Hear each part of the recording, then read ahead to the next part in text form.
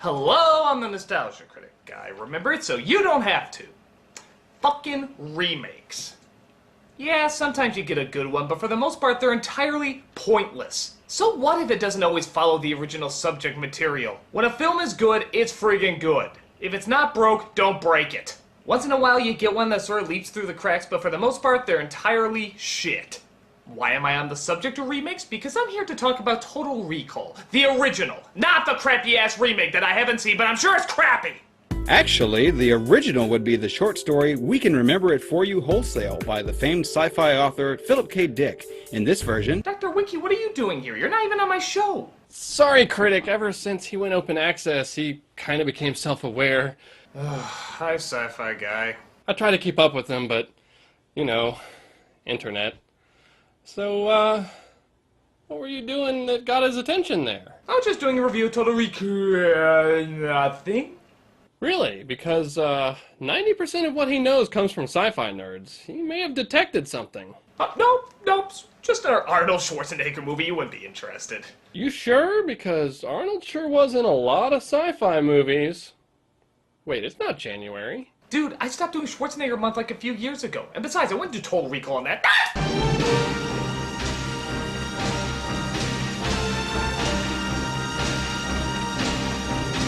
Yes, Total Recall, and before any of you go insane, I'll point out right now, I actually do like this movie. It's got some good ideas, it's creative, and it keeps you guessing the whole way through. But still, come on guys, it's a Schwarzenegger film. There's some funny, goofy, over-the-top stuff in this. We can't act like it's totally perfect, it's still incredibly silly. But incredibly fun too. So then... Yeah, why don't you review it with me? Sweet! Wait, you're not just gonna send me to the corner again, are you? No, I had enough quarter time with Todd last week. Now this is how you do a review. So our movie opens up with an obnoxious ripoff, tribute, to the titles in the Terminator movie, mixing it to look like the Superman credits are melting. Sharon Stone, huh? Opinion lowers. Michael Ironside. Opinion rises. Hey, Ronnie Cox. Yeah, I came down with a case of that. Penicillin knocked it right out. Anyway, as our story continues, we see Arnold on the planet Mars. Yeah, an entirely too red Mars. What is it, sunset? Okay, if you keep nitpicking, you are gonna go in the corner. Fine.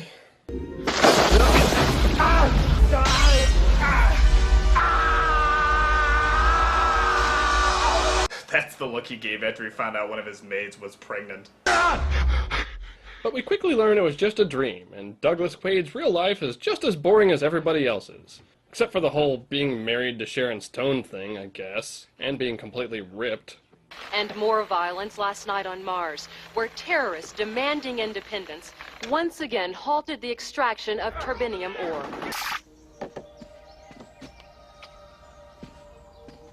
Lori, Doug? let's do it. Hell yeah! Do what? Move to Mars. Oh. Sweetheart, we've been through this a million times. You'd hate it on Mars. Yeah, so I was watching this terrorist report, and I just thought it would be a great place to raise our children. As it turns out, not everything is hunky-dory in Casa de Arnold. Quaid yearns for more out of life. But his wife is all worried about silly things like terrorists and ridiculously difficult living conditions. After going through one of the coolest security scanners ever, Quaid sees an ad for a memory implantation service that can provide you with the experience of whatever crazy thing you want without actually doing it. So don't let life pass you by. Call Recall for the memory of a lifetime. Hello, Recall? Yes, I will need 1,000 pounds of unsalted butter, and then an exquisite chinchilla. And once it's all safely introduced into the... What? Private conversation! At his shitty job, Quaid's coworker tries to warn him away from Recall, because a friend of his had a bad experience. Well, don't! Why not? A friend of mine tried one of their special offers, nearly got himself lobotomized.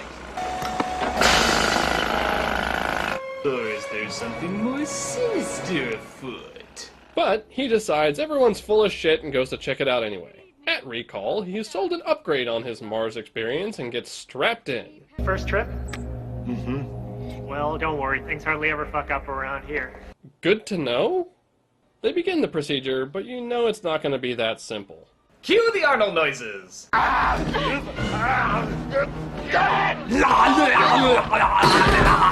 blew my cover! Now from here, there's two different ways you can look at this movie. We know he just went in to get implanted with memories, but the procedure gets interrupted.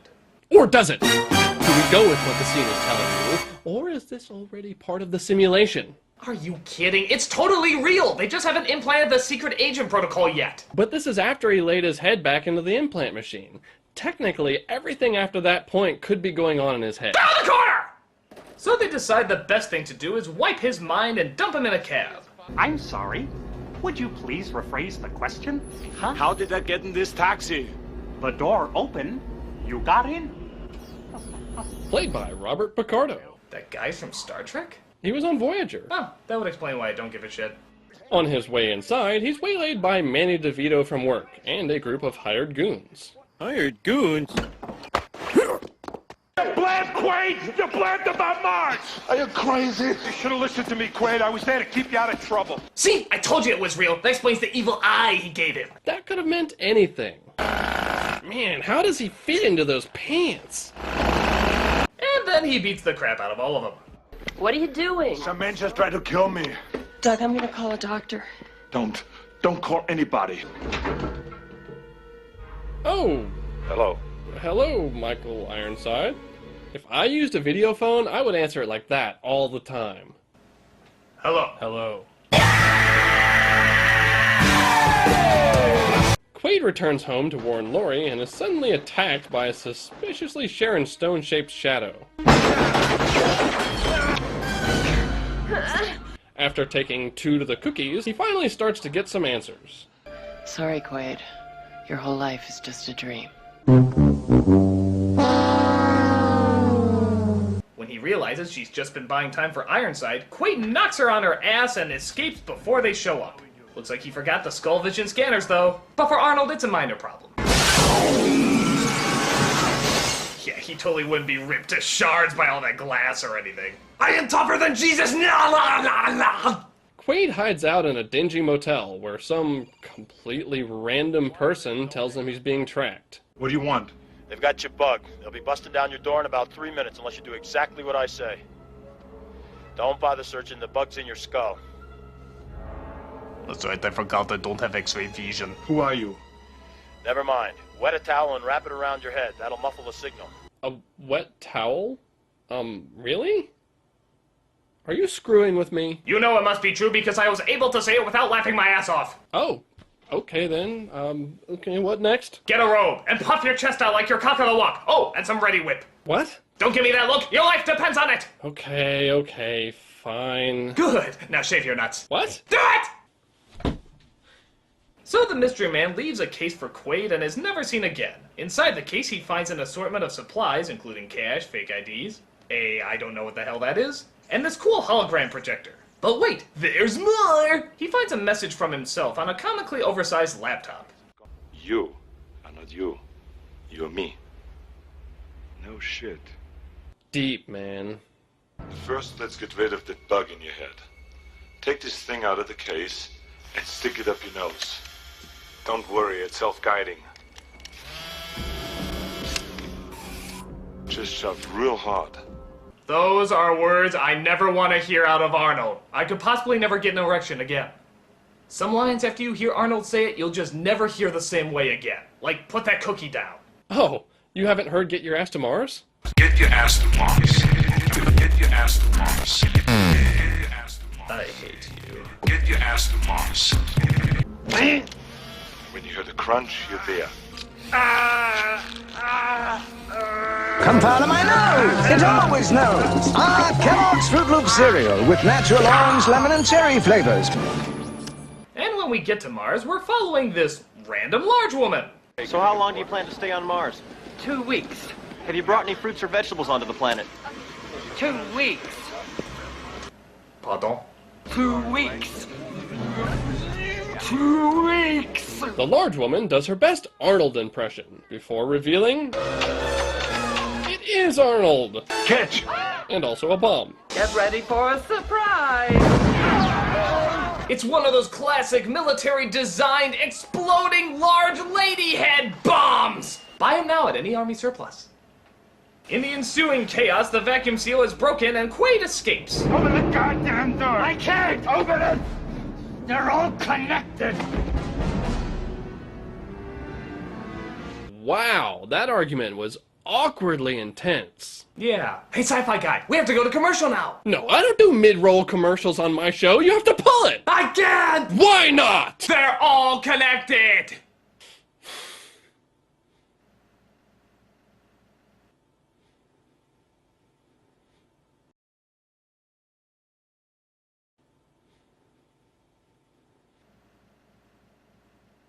We find out that Michael Ironside is actually nothing more than a level 2 hired goon, as he gets his ass chewed by Cohagen. We also get a helpful breakdown of the villain's plans. As long as the turbinium keeps flowing, I can do anything I want. Quato wants what's in Quaid's head, and he might be able to get it, because they say he's psychic. And I have a plan to keep this from happening.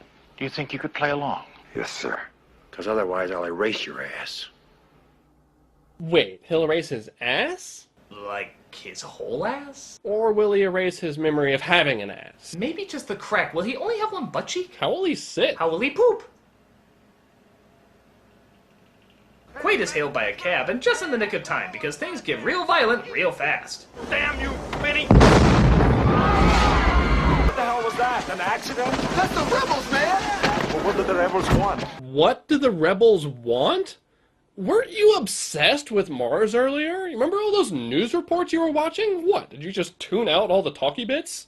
He asks Benny to take him to Venusville. And yes, it's exactly what it sounds like. Looking for Melina. Well, she's busy. But Mary here, she's free. Come on, do we really have to censor that? They're clearly fake. I mean, can we at least see the middle one? Well, my thought is, if someone's actually going to jerk off to this, they might as well pay the original source material and buy the DVD so that they can jerk off to it. It's just common manners. He meets Melina, a member of the underground, and of course part-time stripper with a heart of gold. Gotta pay the bills, I guess. You son of a bitch. But that wasn't the most harmonious reunion, and she kicks him out of the club. Back in the suite, he's put to a new test. I'm afraid you're not really standing here right now. You're strapped into an implant chair, and I'm monitoring you from the psychoprobe console. I want you to come back to me. Bullshit. What's bullshit, Mr. Quaid? That you're having a paranoid episode triggered by acute neurochemical trauma? Swallow this. It's a symbol of your desire to return to reality. What are you doing? You have to offer him a blue pill, too. It doesn't work without it. After seeing some revelatory sweat beads, Quaid chooses door number 2 and shoots the doctor in the head. And then all hell breaks loose. But then he gets another shot to the nuts courtesy of his lovely not wife, and it looks like Melina had a change of heart.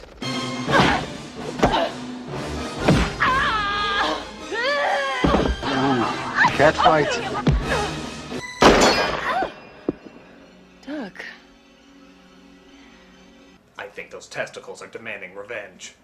After all, we're married. Consider that a divorce. With Ironside hot on the trail, they go to meet the leader of the rebels. I push you for no reason! Out of the way! They escape into the tunnels behind the bar, while Michael Ironside and the science police start shooting up the place. Science police? Linkara would get it. Where are they? I don't know.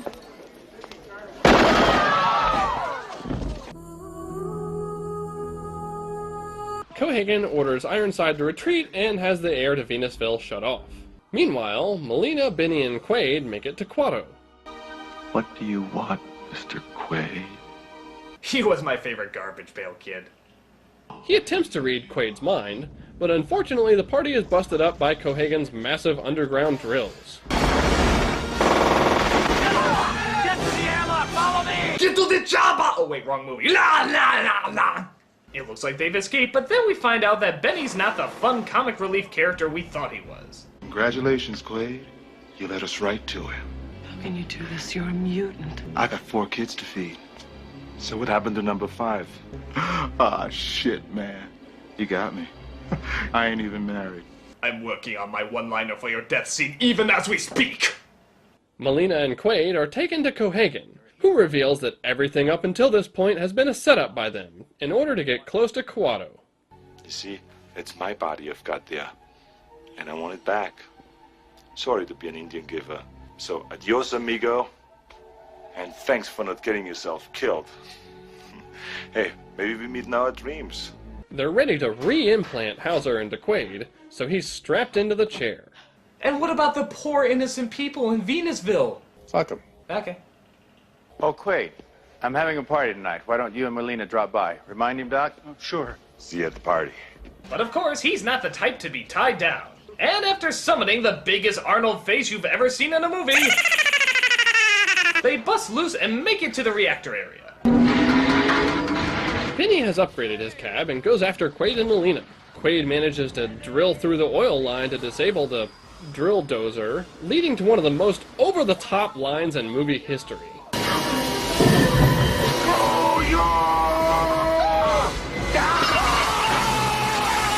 Drill Dozer is an action-adventure platformer game for the Nintendo Game Boy. Shut up!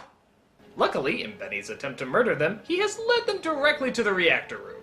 There's a few more goons to fight off though, and Quaid finally gets to use that cool Hollow Watch thing from before. Next up is Ironside, aka Richter, and after a fight on the elevator, he is abruptly disarmed.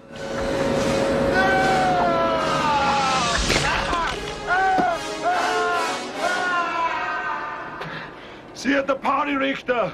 I'll lend you a hand. We'll have a farewell to arms. It won't be too limiting. Because I took your limbs, haha! But once again, the fun is spoiled, and the firefight ensues, once again disrupturing the room.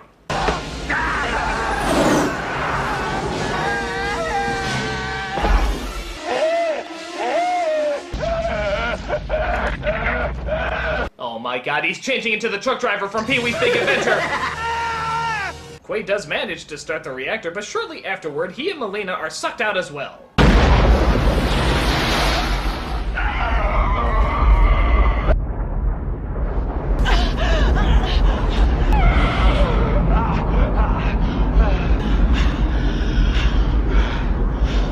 Now, Sci-Fi Guy, I'm glad to have you around for this scene because I've been meaning to ask, is this really what would happen if you were exposed to a near vacuum?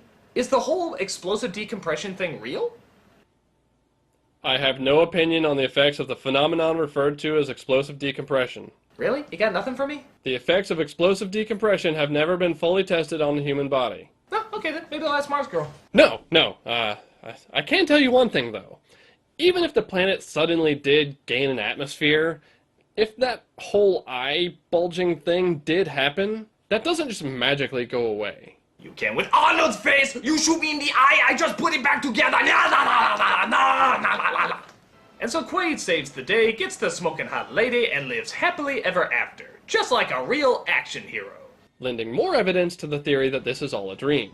Oh look, that's just a fade to white. It's totally real. There's no evidence saying that it isn't. Are you kidding? They were just talking about it being a dream. Plus, the whole blue sky on Mars thing? Yeah, but what about the dirty look Manny DeVito gave him? What about the bead of sweat on the recall guy's face? Why would we see multiple scenes of Quaid absent if it's just supposed to be in his memory? He saves the day, gets the girl, aliens? It's exactly what the used car salesman at Recall promised him. I bet Quaid's construction worker ass is laid out lobotomized at the Recall Center now. Actually, there are multiple ways to view this movie. However, the director's personal view was that it was totally real, and personally believe that Sci-Fi Guy is a complete and total douche face.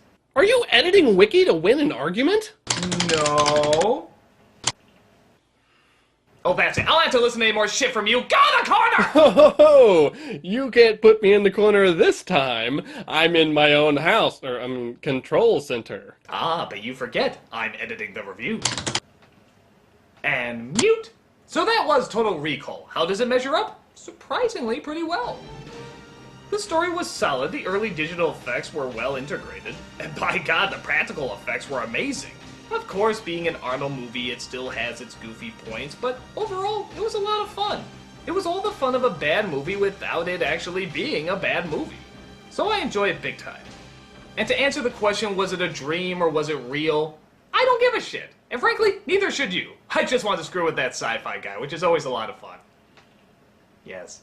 I'm the Nostalgia Critic guy. Remember it so you don't have to.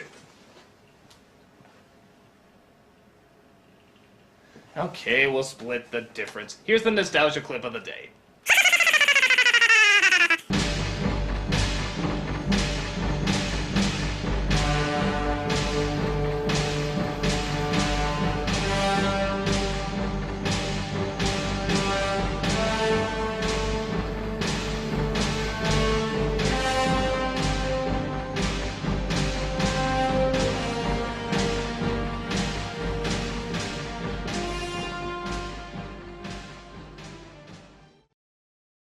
Just shoved real hard.